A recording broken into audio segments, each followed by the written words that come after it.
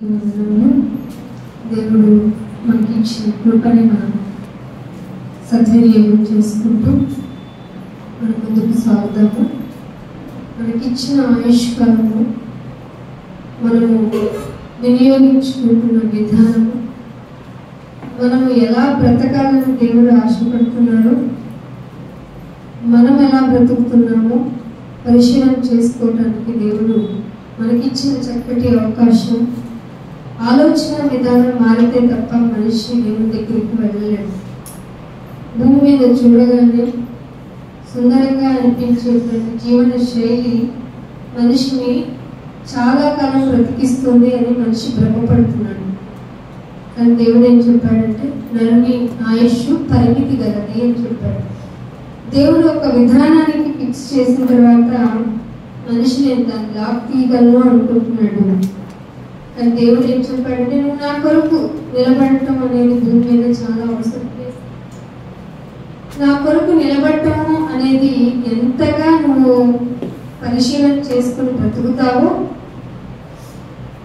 అది నువ్వు వినే మాటను బట్టి, ఆ మాటను శ్రద్ధగా ఆలకించుటను బట్టే ఉంటుంది. చాలా మంది అనుకుంటున్నారు, లోకపరంగా నేను ఎంత కష్టపడి బ్రతికితే, ఎంత బాగా బ్రతికితే అంత సుఖంగా ఉండగలను అనుకుంటున్నారు. కానీ దేవుడు ఏం చెప్పాడు చూద్దాము. యోగ గ్రంథము 8వ అధ్యాయము. బైబిల్ అందరూ తీద్దాము. సాధ్యమైనంత వరకు వచనాలను రాసుకోవడానికి ప్రయత్నించండి. 8వ అధ్యాయము 5వ వచనం. ఏం చేయాలంట? జాగ్రత్తగా ఏదో పొలమని వచ్చేయడం కాదు, నీకు ఇష్టమైనప్పుడు వచ్చేయడం కాదు, నువ్వు కావాలి అనుకున్నప్పుడు భక్తిని చూపించడం కాదు, ఏదేమైనా సరే అని కాకపోయినా నువ్వు వెతికే విధానం ఎలా ఉండాలంటే చాలా జాగ్రత్తగా ఉండాలి. చాలా జాగ్రత్తగా ఉండాలి. ఆ జాగ్రత్తను కనుక నువ్వు పాటించకపోతే,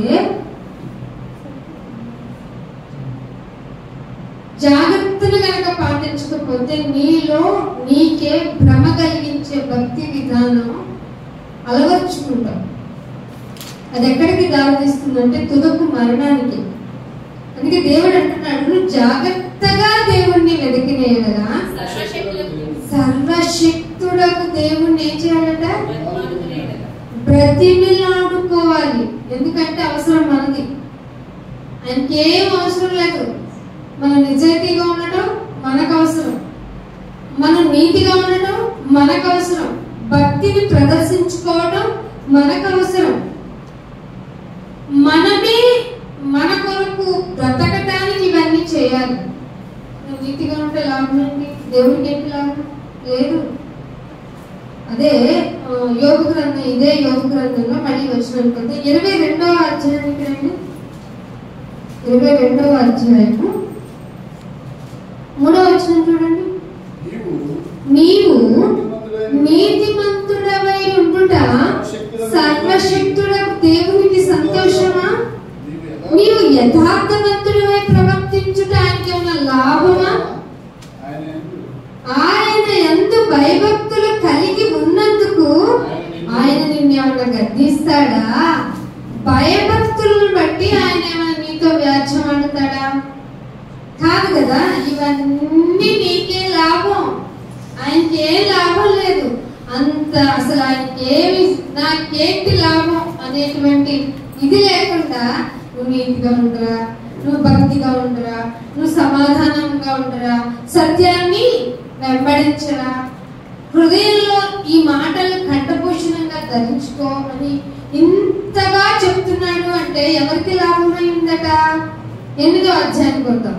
ఇదే యోగ గ్రంథం 8వ అధ్యాయంలో 5వ వచనంలో, నీవు జాగ్రత్తగా వెతికిన ఎడల సర్వశక్తుడకు దేవుణ్ణి ప్రతిజ్ఞలాడుకునే ఎడల నీవు పవిత్రుడవై యథార్థవంతుడవై ఉండిన ఎడల నిశ్చయముగా, కన్ఫామ్ గా, కాసేపు ఇలాగా, కాసేపు అలాగా, కాసేపు ఎక్కడైనా, ఎక్కడికి వెళ్ళకపోతే ఇంట్లో మమ్మ అనుకుంటే సరిపోదు అనుకోకుండా, అర్థమవుతుందా?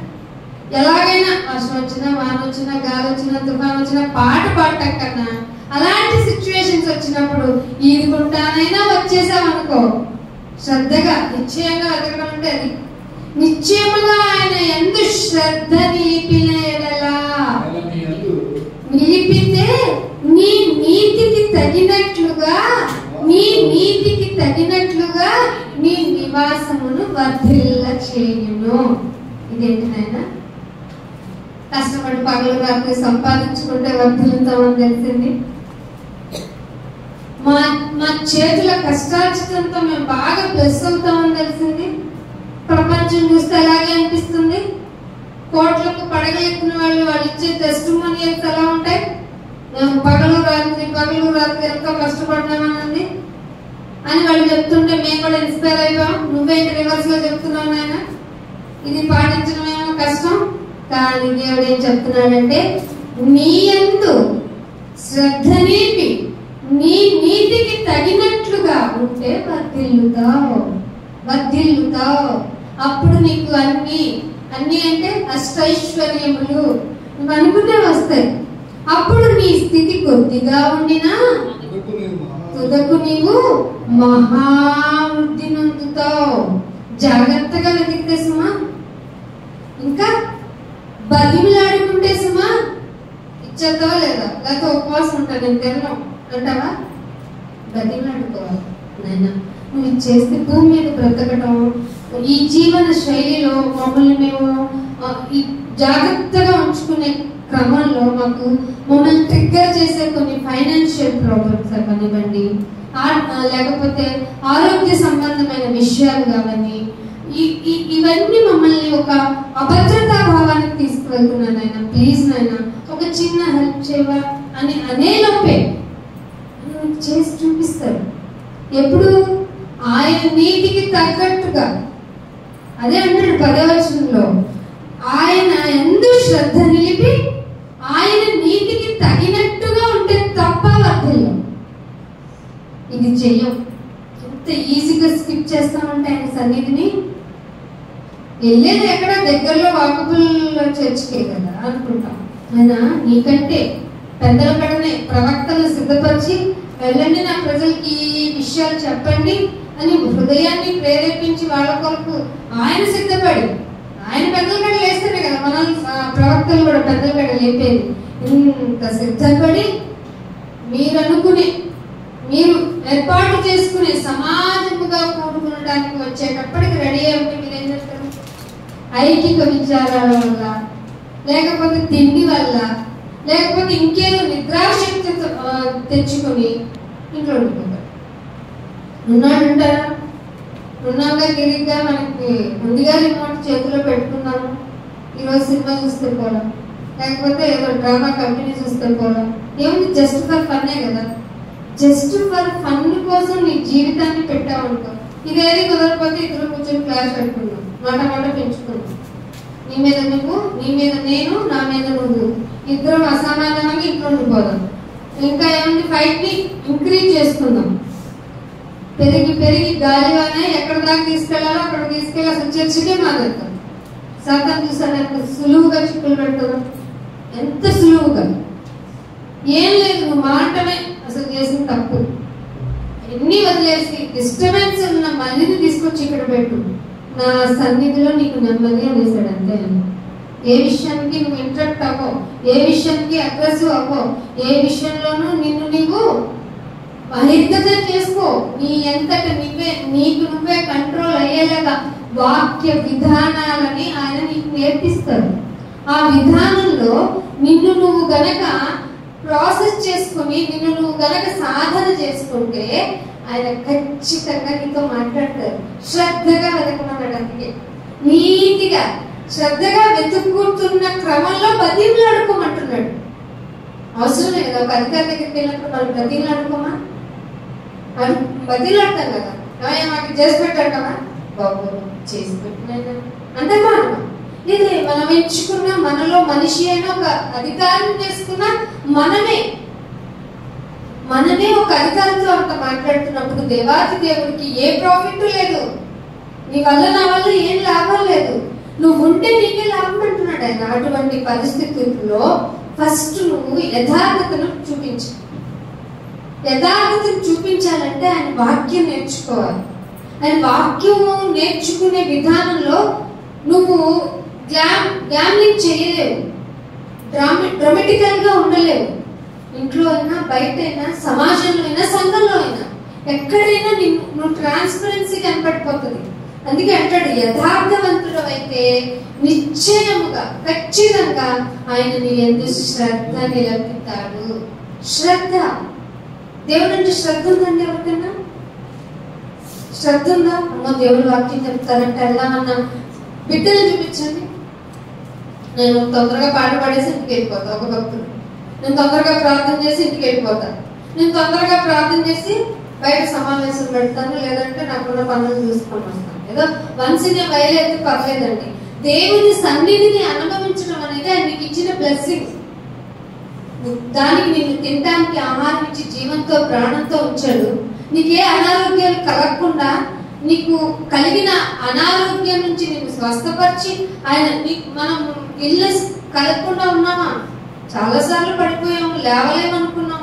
అలాంటి దుఃఖకరమైన పరిస్థితుల నుంచి మనం లేపి ఇక్కడ తీసుకొచ్చాడు. అంటే ఆయన పోషిస్తున్నాడు. ఆయనకు మాత్రమే సాధ్యమైంది ఇది. ఆయన మాత్రమే చేయగలిగిన పనిది. ఇంట్లో నీకు బాగా వాక్యం తెలుసు అనుకో, నువ్వేం చేయాలి? మిగతా వాళ్ళని మోటివేట్ చేయాలి. వద్దమ్మా వెళ్ళిపోదాం, మందిరంలో ఉన్నాం, ఆయన సన్నిధిలో ఉండడం 1000 ఒక దినం గడపడం 1000 దినాలు. తెలుసు కదా మరి, 1000 దినాలు ఒక్క దినం గడపడం 1000 దినాలు. మరి కుటుంబంతో రాయేంటి? నీకు ఒక్క ఫ్యామిలీ అంతా ఎవరన్నా ఓట్ ఫర్ నోట్ అన్నాం అనుకోండి, నేను నాకు ఒక్కదానికి ఏంటంటావా? మా ఫ్యామిలీలో ఎంతమంది అంటావా అనవా? ఎందుకని? ఆ బ్లెస్సింగ్ అదంతా గిఫ్టింగ్ అంతా అందరం తీసుకోవాలి. ఇది అందరికీ తెలిసిన సీక్రెట్ ఏంటి, ఎవరిని ఏమి అనలేము. మీ ఓటుని మీరే అమ్ముకోవడం కూడా దరిద్రం అని చెప్పాడు దేవుడు. ధర్మ విరోధమైనటువంటి అవగాహన లేని పనులు క్రైస్తవులు చేయకూడదు. నీకు ప్రాఫిట్ అనేది ఫ్రీ ఆఫ్ కాస్ట్ లో వస్తే అసలు తీసుకోకూడదు. నువ్వు ప్రేమ విషయంలో తప్ప దేనిలోనూ ఎవరి దగ్గర నువ్వు ఏముండదు అన్నాడు, పెట్టుకోవద్దు ఎవరితో. నువ్వు వాళ్ళ దగ్గర నా ప్రాఫిట్ నేను ఊరికే పొందుకున్నాను, ఎవరన్నా అయ్యగారు ఉచితంగా తీసుకున్నట్టే వద్దని చెప్పాడు దేవుడు. కానీ ఈ రోజుల్లో ప్రపంచం అంతా క్రైస్తవం మీద దుమ్మెత్తి పోస్తుంటే నాకు గాదిలే దున్నపోతు మీద వర్షం అంట. ఇక్కడ ఏం చెప్తున్నాడు? మనము నిన్నటి వారం 8వ వచనంలో మనము నిన్నటోళ్ళమే. ఇదంతా తెలియాలి. మనం ఎప్పటోళ్ళం? ఈ రోజు కూడా కాదు. ఎందుకంటే ఏ రోజు ఏ క్షణం ఏం జరుగుతుందో తెలియదు. కాబట్టి మనం నిన్నటి వారమే అని తెలిస్తే నేను కొన్ని కోట్లు దాచుకోవాలి అనేటువంటి ఉంటుందా మనసులో? అయినా ఏనాటి కీడు ఆనాటికి చాలా అన్నావు కదా, అది బైబిల్లోనే రాయించావు కదా. కీడు అంటే అపచారం, చెవులు మూసుకోకండి. మన శత్రు చేతి నీడలో ఉన్నాం మనం. వాడు మనల్ని పడుకోనిస్తాడు, నిద్రపోనిస్తాడు. అసలు గర్జించు సింహం వాడు. వాడు నిన్నో ప్రేరేపించి నన్నో ప్రేరేపించి ఏదో క్లాషింగ్ క్రియేట్ చేస్తే అవగతమై తెలివి కలిగిన ప్రేమ నువ్వులో ఉండాలి కదా. ఒకవేళ for example couple of people ఉన్నారండి, వైఫ్ అండ్ హస్బెండ్ ఫెయిత్ఫుల్ అనుకున్నాం, భార్య వీక్ గా ఉందనుకున్నాం. భర్త ఏం చేయాలి? చిచి ఎప్పటికీ భక్తురాలు కాలేదు, నీలో ఇది లేదు అది లేదు అనాలా? మౌనము వర్ణించి భార్య పట్ల అసలు కన్నీటి ప్రార్థన కాదు, కనీసం మామూలు ప్రార్థన చేసావా?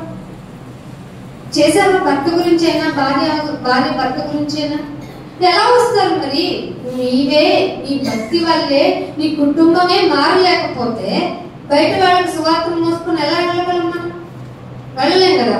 మనం నిన్నటి వారమే మనకి ఏం తెలియదు బాబు అంటున్నాడు. మనం అనుకోవాల్సిందండి, నాకు అంతా తెలుసు అనుకోవడం మన భ్రమ. మనకేం తెలియదట. భూమి మీద మన దినములు నీ నీడ నమ్ముకుంటావా? అది కాసేపు వెలుగున్నంత వరకే కనపడుతుంది, చీకట్లో ఉన్నప్పుడు కనపడుతుందా? నీ నీడ నువ్వు నమ్ముకుంటున్నావు. నువ్వు నమ్ముకోవాల్సింది, నువ్వు ఆశ్రయించాల్సింది ఆ మహోన్నతుణ్ణి. అందుకని ఇంకొక మాట చూపిస్తాను. యోగ గ్రంథము, ఇదే యోగ గ్రంథము 22వ అధ్యాయము 21వ వచనం. 22వ అధ్యాయం. సహవాసం ఎవరితో ఉండాలి? అక్క నువ్వు డాక్టర్ ఫ్రెండ్ కాబట్టి నేను కూడా నీకు ఫ్రెండ్ అనాలా? అన్న నువ్వు సో కంపెనీలో ఫ్రెండ్ కాబట్టి మనం కొలీగ్స్ అనుకోవాలా? నీ సహవాసం ఎవరితో? నీవు ఆయనతో సహవాసం చేస్తే ముందు నీకు వచ్చేది ఏంటో తెలుసా? ఎవరితోనైనా సమాధానం పడిపోతాం. వాళ్ళ యొక్క విపరీత బుద్ధిని గురించి కానీ, వాళ్ళు విపరీతంగా నిన్ను టెన్షన్ పెట్టే విధి విధానాల గురించి కానీ నువ్వు సమాధానంగానే ఉంటావు. నీలో బాధపడుతుంటే వాళ్ళ గురించి ఏమని ప్రార్థన చేస్తావో తెలుసా? నాయన వాళ్ళు తెలియక చేస్తున్నారు కదా, ముందు వాళ్ళ మనసు మార్చండి. ఇదే సమాధానం. నీవు ఆయనతో సహవాసం చేసిన ఎడల నీకు సమాధానం కలుగును. వెంటనే వచ్చే గిఫ్ట్ ఏంటో తెలుసా? మేలు. కొద్ది మాట కూడా చదువుకున్నాం, మేలు కలుగును. చాలా మంది మాకు కీడు జరుగుతున్న ప్రార్థన ఏంటంటే అయ్యగారు ఎంతవరకు చేయగలరు, ఏమని చేయగలరు? నువ్వా వచ్చే అటెండెన్స్ నీది జీరో అటెండెన్స్. అయ్యగారు ఆపద రాగానే పరిగెత్తుకుని వచ్చేస్తారు రెక్కలేసుకుని, అయ్యా మాకు కష్టం ఉంది మా గురించి ప్రార్థన చేయండి. ఆయన కూడా పాపం ఏం చేస్తారు? ఎవరైనా సంఘ కాపరులు బిడ్డలు బాగుండాలనుకుంటారు కాబట్టి చేద్దాంలేదు మనం రామ్మా అంటారు. అక్కడి వరకు మా డ్యూటీ. కానీ నీ సహవాసం కుటుంబంతో సహా నువ్వు గనక ఆయనతో సహవాసం చేయకపోతే నీకు మేలు జరగదు. అర్థమైందా? అదే అంటున్నాడు, సహవాసం చేస్తే నీకు సమాధానము అలాగే నీకు మేలు కలుగును. 22లో ఆయన నోటి ఉపదేశం. ఆయన నోరెవరు? ఇదిగో ఇక్కడ కూర్చొని మీకు చెప్తున్నారే, మీకు చెప్తుంటే నిద్ర వస్తుంది, మీకు చెప్తుంటే బోర్ పడుతుంది, మీకు చెప్తుంటే ఇరిటేషన్ వస్తుంది. ఆయన నోటి అయినా మేమే. ఆయన నోటి ఉపదేశమును అవలంబించుము. ఇక్కడ మనం జాగ్రత్తగా కనిపెట్టుకోవాలి. ఎవరు చెప్పింది వినకూడదు, చెబుతుంది ఎలా ఉందో లేదో అని తెలుసుకునే సంఘం ఒకటి ఉంది బైబిల్లో. ఎవరా సంఘం? ఏ సంఘం అది? బెరియా సంఘస్థులట. పౌలు గారు చెప్తుంటే నేను మీ పత్రికలు రాశారు, అసలు నన్ను పోలి నడుచుకోండి అన్న ఒక డిక్లరేషన్ ఇచ్చిన ఒక డిసిప్లైన్ మేనర్ కలిగినటువంటి ఒక శిష్యుడు ఆయన చెప్తుంటే ఈయన ఇలా చెప్తున్నాడు, is this in Bible or not అని చూసుకున్నారు. మీరు బైబిల్ తెచ్చేసి ప్రశాంతంగా జోలు పడినట్టు ఉందని పడుకుంటారు. వయ్యక్క ఇలా చెప్తున్నా, మరి ఇలా ఉంది కదా బైబిల్లో, ఎవరన్నా అడుగుతారేమో అని చూస్తారు. తొందరగా ముగించేసుకుంటూ వెళ్ళిపోదామని ఫేస్ ఎక్స్ప్రెషన్స్ తప్ప ఇంకెప్పుడు వెతుకుతారు మీరు? మీకు ఎప్పుడు సమాధానం దొరుకుతారు? మరి మీరు అనుకుంటున్నారేమో గుడికొస్తున్నాం, మాకు అన్నం తిండి బాగా ఉన్నాయి వస్త్రాలు, కానీ సడన్ గా ఆకస్మికంగా మీకు కలిగే ఒక దుర్వార్త మీ చెవులను పడింది అనుకోండి, అది మీకే అయింది అనుకోండి, ఏం చేయగలుగుతాం? అది నువ్వు పోయే అది హిజ్కియాకు వచ్చినట్టు మరణకరమైన ఏదన్నా వచ్చింది అనుకోండి, ఏం చేయగలుగుతావు? నువ్వు సిద్ధపడి ఉండకపోతే నీ ఇల్లు, నీవై ఉన్న నీ ఇల్లు, నీ శిథిలమైపోతున్న ఈ గుడారం అనే శరీరానికి అన్ఎక్స్పెక్టెడ్ గా ఒక రోగం లోపల ఉందే అనుకోండి, మరణకరమైన రోగం. నీకు తెలియదు కదా, నీకేదో బయటికి దాని యొక్క క్యారెక్టర్ నొప్పిగానో గొప్పగానో ఇంకే రూపంగానో వచ్చినప్పుడు తప్ప నీకు తెలియదు కదా. అప్పుడు నాయన నువ్వే శరణు అంటే ఒప్పుకుంటారా నీ యొక్క భక్తిని? అందుకే అంటున్నాడు, నాతో సహవాసం చేస్తే నీకు సమాధానం, and that rate of equal to మేలు ఆల్సో. ఆయన ఎప్పుడు ఆయన అంటే ఒకటి నేను నీకు ఒకటి ఇస్తున్నానంటే ఇంకొకటి బ్లెస్సింగ్ ఆయన రెడీగా ఉంచుతాడు. 1+1 సహవాసం చేయండి ఫస్ట్, మీకు సమాధానం మేలు. ఆయన నోటి ఉపదేశం అవలంబించండి, ఆయన మాటలను మీ హృదయంలో. ఏమన్నా ఉంటాయా? నేను ఏదో ఒక మెసేజ్ అన్నాను అనుకోండి, దాని రిఫరెన్స్ ఏమన్నా చెప్తాను? బైబిల్ అంతా తెలుసాలంటే మూసేసి కూర్చుంటాం. బైబిల్ని దివా రాత్రి చదువుతున్నారా? దినో రాత్రి వండుకోవడం, తినడం, పడుకోవడం, ఉతుక్కోవడమే సరిపోతుంది. మన జీవన వ్యాపారాల్లోనే మునిగి తేలిపోతున్నాం. ఎలా వెళ్తాం ఆయన రాజ్యానికి? దివారాత్రులు దాన్ని ధ్యానించువాడు ది మోర్ బ్లెస్డ్ పర్సన్ కదా. ఇంత తొందరగా పనిచేసుకొని ఆయన వాక్యంలో ఈ రిఫరెన్స్ ఉంది కదా, ఈ అధ్యాయం అంతా చదివితే ఆయన ఉద్దేశం ఏంటి? ఒకవేళ ఇలాంటి సిచ్యువేషన్ వస్తే నా పరిస్థితి ఏంటి, నేను ఎలా కంట్రోల్ గా ఉండగలనా లేదా? ఆ ధర్మశాస్త్రమే లేనప్పుడు ఒక మహా యవనస్తుడు, ఒక మంచి యవనస్తుడు దేవునికి విరోధముగా నేను ఎలా పాపం చేయను స్త్రీ ఎదుట గర్వంగా చెప్పుకోగలిగాడంటే దేవుని కోసం ఎంత మోరల్ లైఫ్ బతికాడండి. కుదిరితే కాసేపు రీల్స్, వెదిరితే కాసేపు ఎఫ్బి, ఇంకా కుదిరితే ఇంకేమైనా పిచ్చాపాటి మాట్లాడుతున్నారా? సామెతల గ్రంథం 9వ అధ్యాయం, సామెతల గ్రంథము 9వ అధ్యాయం 11వ వచనం చూడండి. నా వలనే నీకు దీర్ఘాయువు. ఏమండి, నేను ఇంతకాలం ఎలా నేనేం టెన్షన్ పెట్టుకోనండి, అవునా? పెట్టిస్తాడు ఒక రోజు ఆయన. అప్పటికి లేచి వెళ్ళిపోయి, నాయన ఒక రోజు భూమి మీద నాకు ఒక్క రోజు ఛాన్స్ ఇవ్వండి నాయన, నేను నీ కొరకు బతికి చూపిస్తానంటే బైబిల్ ముందే చెప్పింది, ఏమని? తిరిగి రాలేవు బిడ్డ. నేను పొద్దున కూడా చెప్పాను, మనుష్యుల ఆత్మలు దేవుని వశం. పిచ్చి పిచ్చి మాటలు, దెయ్యాలు అనుకునే. మరి బైబిల్లో దెయ్యాలు ఉన్నాయి కదా అంటే, బైబిల్లో ఉన్న దెయ్యాలకి యేసు ప్రభువారు ఎవరు, నువ్వెవరు, నేనెవరు, తండ్రి అయిన దేవుడు ఎవరో తెలుసు. ఇప్పుడున్న దెయ్యాలకి ఎవరు నువ్వు అంటే నీకేంటి నాతో పని అని అంటుంది. ఎదురు చెప్తుందే తెలుసా దెయ్యాలు? అసలు అది నమ్మకండి. దేవుడు ఏం చెప్తున్నాడంటే, నా వల్ల నీకు దీర్ఘాయువు కలుగును, నీవు జీవించే సంవత్సరములు. ఈ యాక్చువల్ గా మన డేట్ ఫిక్స్ అయిపోయి ఉంటది. బహుశా మనం మరణకరమైన రోగము, మనకి యాక్సిడెంట్లు, లేకపోతే మనల్ని ఎవరు ఏదో మొన్న కరోనా టైంలోనే అందరూ మూకమ్మడిగా పోవాల్సిన వాళ్ళు దేవుడు ఫిక్స్ చేసి ఉంటాడు. కానీ సమ్ రీజన్ ఇంకా నేను బ్రతికున్నా కదా, దానివల్ల నీకేమైనా మార్పు అనిపించిందా? చాలా మంది అనుకున్నారు ప్రపంచానికి గుర్తొచ్చిందండి అనుకున్నారు. అయ్యో బాబోయ్, చెవులకి చిల్లులు పడేలాగా ఘోరమైన పనులు, మాటలు, మనుషులు, వారి పనులు ఎలా ఉన్నాయంటే చంపేసుకునే విధానంలో ట్రెండ్ సెట్ చేసేసుకున్నారు. ముక్కలు ముక్కలు నరకడం కాదు, కుక్కర్లో పెట్టి ఉడికించడం కాదు, ఇక్కడో చోట అక్కడో చోట విసిరేసేంత కఠినాత్ములు అయిపోయారు. కరోనా ఈ బుద్ధి నేర్పలేదా ఆ టైంకి? ఆ ఫ్రాక్షన్ ఆఫ్ సెకండ్ వీక్ లాగానే సంఘంలో ఉన్నంతసేపు నైనా నీ భక్తుడిని, నీ భక్తులని ఎలాగైనా నీ కోసం బ్రతుకుతానంటావు. ఇంటికి వెళ్ళగానే నువ్వేంటి నాకు చెప్పేది, నువ్వేరు నేను వేరు, మీరు అక్కడ ఉండండి మేము అక్కడ ఉంటాం, ఇవన్నీ వస్తాయి. మాది మంది ఏం మార్పు ఉంటుంది? సంఘము గుమ్మం వరకేనా నీ యొక్క భక్తి విధానం? దేవుడు ఏమంటున్నాడంటే, నా వలన ఈ డిక్లరేషన్ ఇచ్చే దేవుడు చెప్పండి. ఇది తెలియకే చాలా మంది దేవుడికి నరబలిచ్చేనని ఆయుష్ను పెంచుకుంటా అంటున్నారు. మూర్ఖతరమైన ముష్కరులు. ఆ మనుషుల మధ్య నిందారహితులుగా నిన్నుండమంటున్నాడు దేవుడు. నా వలనే నీకు దీర్ఘాయువు, నీవు జీవించే సంవత్సరాలు అధికము. నీవు జ్ఞానమైతే నీకే గదిలా రావు, ఈ తెలివి తెచ్చుకో అంటున్నాడా లేదా? 12వ వచనంలో నీవు జ్ఞానమైన ఎడలా ఆ జ్ఞానము నీకే లాభమగును. అంటే నువ్వు కంపల్సరిగా ఆయన చెప్పిన జ్ఞానం ఏంటో వినాలి. అందుకే వినండి అన్నాడా లేదా దేవుడు? వినండి, మీరు వినండి, చెవి గలవాడు వినుగాక.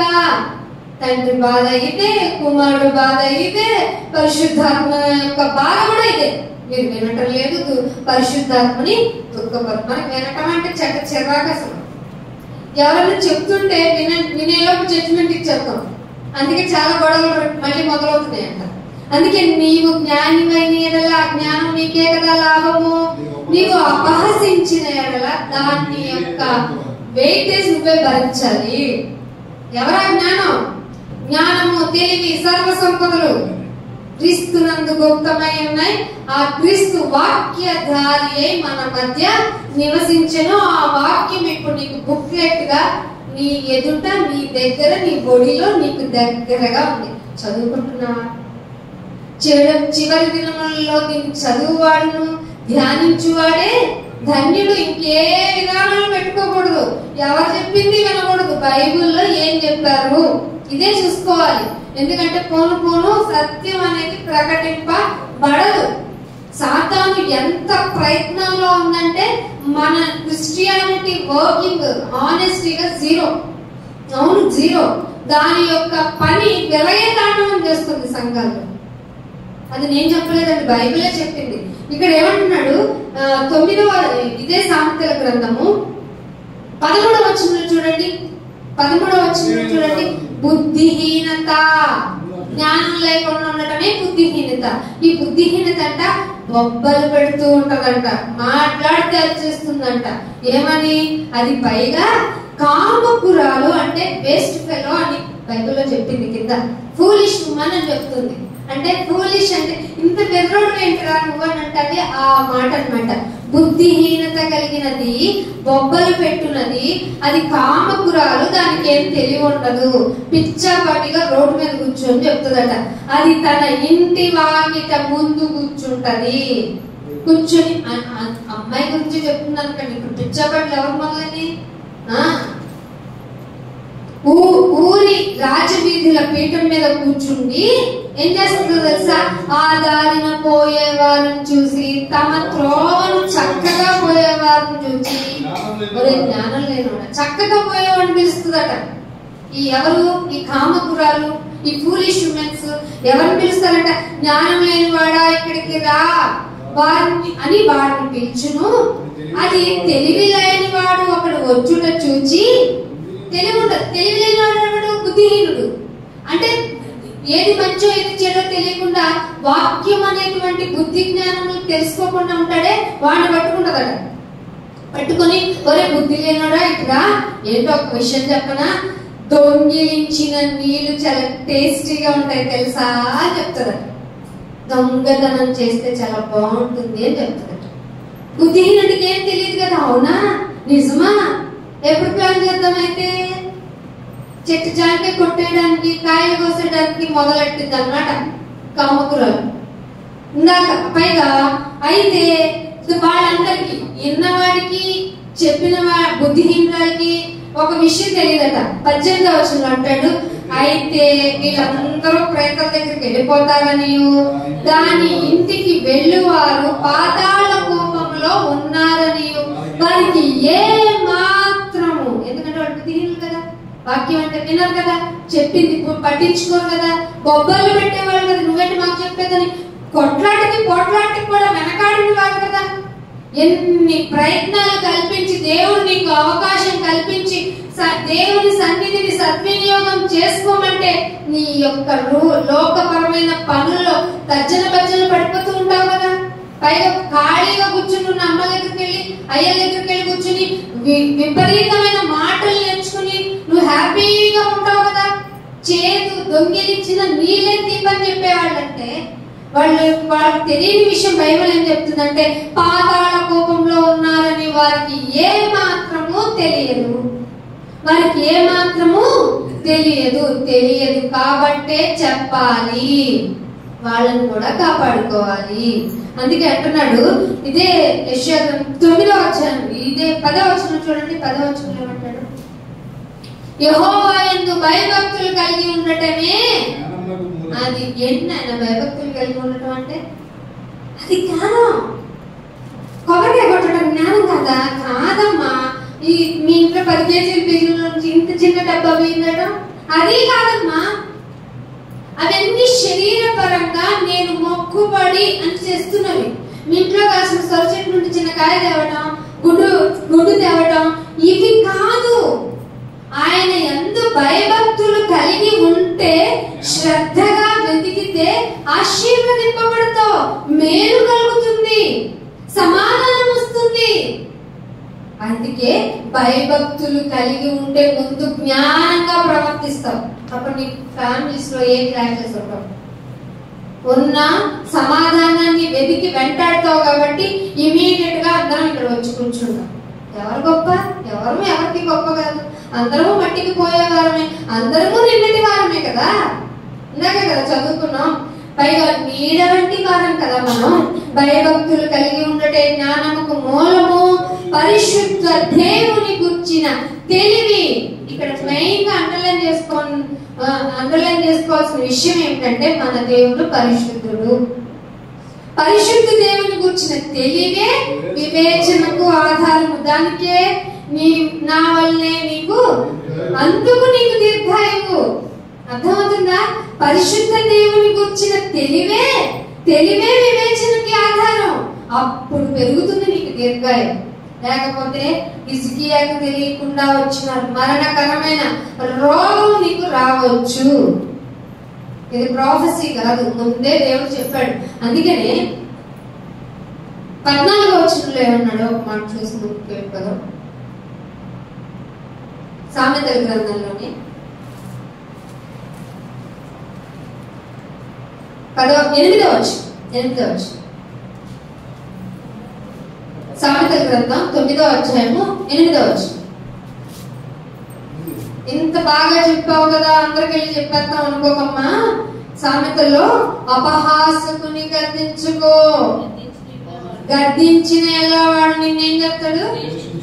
కాబట్టి దేవుడు యేసుప్రభు క్లవర్ గా తెలివిగా ఒక మాట చెప్పాడు. అందులేదా వారికి పడితే వాళ్ళకి చెప్పకూడదు, ఎక్కడ సందర్భం లేకుండా చెప్పకూడదు. అందుకే అపహాసకుని గద్దించుకో, వాడు గద్దిస్తే ముందు నిన్ను ద్వేషిస్తాడు. జ్ఞానం గల వాడిని గద్దించు, ఎంతో కొంత భయం ఉన్న వాడిని గద్దించు, అప్పుడు వాడు నిన్ను ప్రేమిస్తాను. 7వ వచనం. అపహాసకులకు బుద్ధి చెప్పువాడు దేవుడు చెప్తున్నాడు, తనకు తానే నింద తెచ్చుకొనును. భక్తిహీనులను గద్దిస్తే అవమానమే. సో మనం ఎప్పుడు ఎక్కడ ఎలా చెప్పాలో కూడా నేర్చుకోవడం ఒక క్రైస్తవునిగా మనకి చాలా అవసరం. అందుకని యోబు గ్రంథంలోనే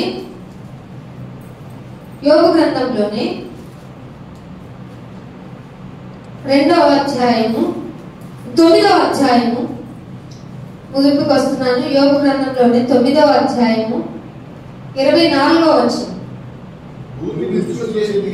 భూమి దుష్టుల చేతికి అప్పగింపబడింది. ఇది ఎక్కడ చదివారు? బైబిల్లోనేనా?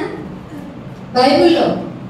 మన నాయన నువ్వు మమ్మల్ని బాగా జాగ్రత్తగా కాచి కాపాడుతున్నందుకు స్తోత్రం అని చెప్పే ముందు మీరందరూ గుర్తు పెట్టుకోవాల్సిన విషయం ఏమిటంటే, భూమి దుష్టుల చేతికి అప్పగింపబడింది, అందుకే వారి న్యాయాధిపతులు మంచేదో చెడేదో గుర్తించలేకపోతున్నారు.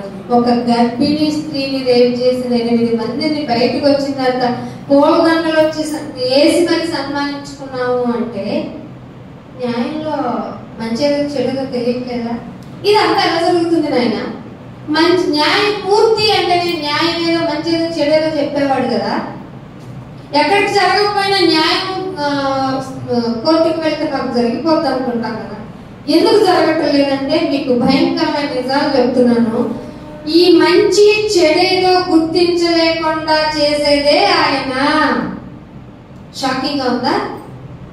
ఇది కాయిన్ కి ఇంకొక వైపు. ఎందుకని? మీరు వినరని తెలుసు. అందుకే మంచేదో చెడేదో గుర్తింపలేకుండా ఆయన చేయను. ఆయన కాకుండా ఇవన్నీ చేసేది ఎవరు చెప్పండి? ఎవరి వల్ల కాదు. అందుకే కథ మొత్తం మార్చేస్తాడు. నువ్వు మేలు జరిగిపోద్దంటావా రివర్స్ గే వేస్తాడు. ఎందుకంటే నువ్వు అవకాశం వినియోగించుకున్నా అంటే యూజ్ చేసుకుంటావు. మనుషులు ఎలాగా దొరికారంటే వాళ్ళని వదిలిపెట్టావు కదా, అలాగే దేవుడు కూడా వాడేసుకుందాం అనుకుంటున్నాం. ఆయనతో పెట్టుకోమాకండి. అందుకే ఇవన్నీ జరిగించేవాడు ఆయన కాక మరెవరు? 23 అంటాడు సమూల ధ్వంసము. సమూల అంటే టోటల్ ధ్వంసము ఆకస్మికముగా కలిగజేసి నాశనం చేస్తాడు. భక్తుడు కనిపించిందంట, ఈ ప్రాసెస్ లో దోషుల్ని నిర్దోషుల్ని కలిపి చేసేస్తున్నావా అంటున్నాడు యోబు. నాకు అనిపించేసింది నాయన. అదే అంటాడు ఇంకా 5వ వచనంలో, కావున యథార్థవంతులనేమి దుష్టులనేమి అసలు భేదమే చూపించట్లేదండి నాయన. అందరూ నశింపచేసేవాడిని నీవే అని నేను వాదించాలనుకుంటున్నాను నాయన అని యోబు గారు అంటున్నాడు. పరిస్థితులు అలా అయిపోయింది. ఎందుకు చేయిస్తున్నావు అంటే ఒక మాట చెప్తున్నాడు. మీరు ఇందాక యెషయా గ్రంథం 22వ అధ్యాయంలో, యెషయా గ్రంథము 22వ అధ్యాయంలో 2వ వచనంలో ఒక మాట చూడండి, ఏమంటున్నాడు? 22వ అధ్యాయము 2వ వచనం. ఏమి వచ్చి నీలోని వారందరూ మేడ మీదకి ఎక్కారు, అల్లరి నిండి కేకలు వేసే విధానం ఇప్పుడు పెరిగిందా తగ్గిందా? ఎక్కడ చూడండి, ఎక్కడో లోకంలో వదిలేందండి. సంఘంలో కేకలు ఏంటండి? సంఘంలో అరుపులు ఏంటండి? పరిశుద్ధాత్మ అల్లరికి కర్త కాదు. ఈ డిక్లరేషన్ ఉందా లేదా బైబిల్లో? ఇది చదివారా లేదా? అల్లరితో నిండి కేకలు వేసే పురమా, ఉల్లాసంతో బొబ్బలు పెడుతుందంట. ఉల్లాసంతో బొబ్బలు పెడుతున్నావా? ఇందాక ఏం చదువుకున్నాం? దుష్టులకు అప్పగింపబడింది భూమి. ఈ విషయం తెలియక ఉల్లాసంతో బొబ్బలు పెట్టు దుర్గమా, నీలోని హతులైన వారు ఖడ్గము చేత హతము కాలేదు కదా, యుద్ధంలో పోతారు. అంటే ఒక చోట మరణాన్ని తప్పించుకుంటే ఇంకొక చోట మరణం ఉంది. ఇదేదో హిస్టరీ అనుకోకండి.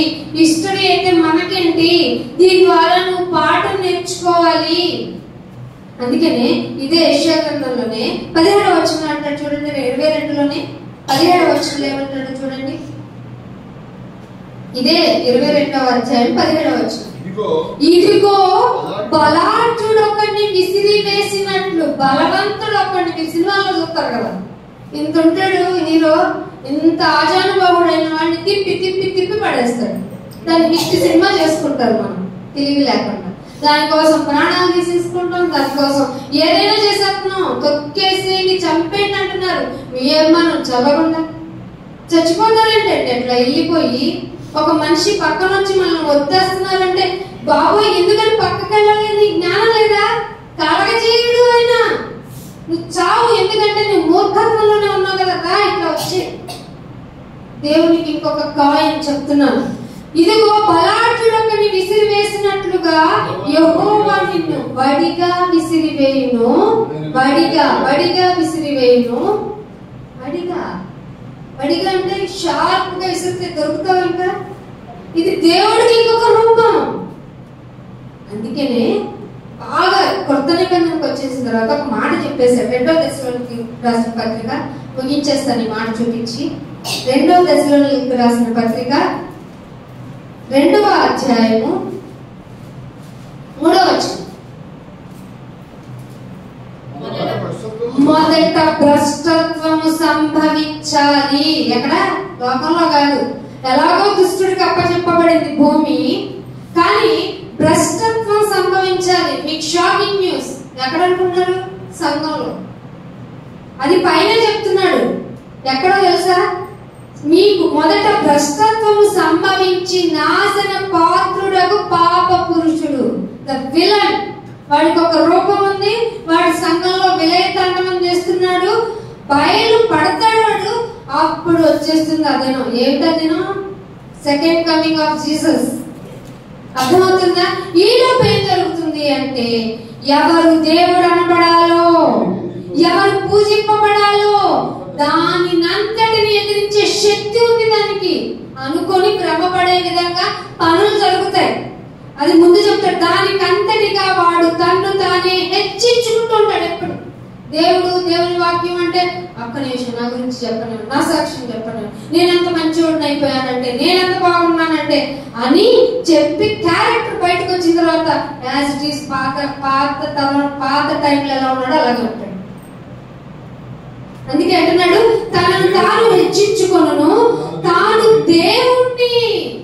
ఈ రోజు సంఘాల్లో పాస్టర్లు వాక్యం కంటే ఎక్కువ పూజింపబట్టలా? ఐగురు ఏంది ఐగురు? ఆయన నోటి బూరలు కదా. మనం ఏది ఎవరు పూజింపబడాలో తనను తానే హెచ్చించుకుంటున్నవాడు, తానే దేవుణ్ణి కనపరుచుకుంటున్నవాడు ఎక్కడ కూర్చున్నాడు? అందరూ ఒకసారి చూడండి బైబిల్. దేవుని ఆలయములో కూర్చున్నాడు. ఇది చదివారా ఎవరన్నా? చదివారా మీరు? నేను చెప్పింది ఏమైనా తప్పంటారా? దేవుని ఆలయంలో కూర్చుంటున్నాను గనుక విధము చేతనైనా ఎవరు మిమ్మల్ని మోసం చేసేలా చూసుకోకండి. బైబిల్ చెప్తే పరిగెత్తుకుంటూ ఆదివారమైనా సోమవారమైనా ఎప్పుడు పెడతావే గారు అంటూ వచ్చి వాక్యం వినాల్సిన వాళ్ళు లేరు తెలుసా. అందుకే అంటున్నాడు, మనం ఎవరైతే భక్తులుగా ఉంటున్నారో వాళ్ళు 2వ వచనంలో అంటున్నారు, మీరు త్వరపడి చంచల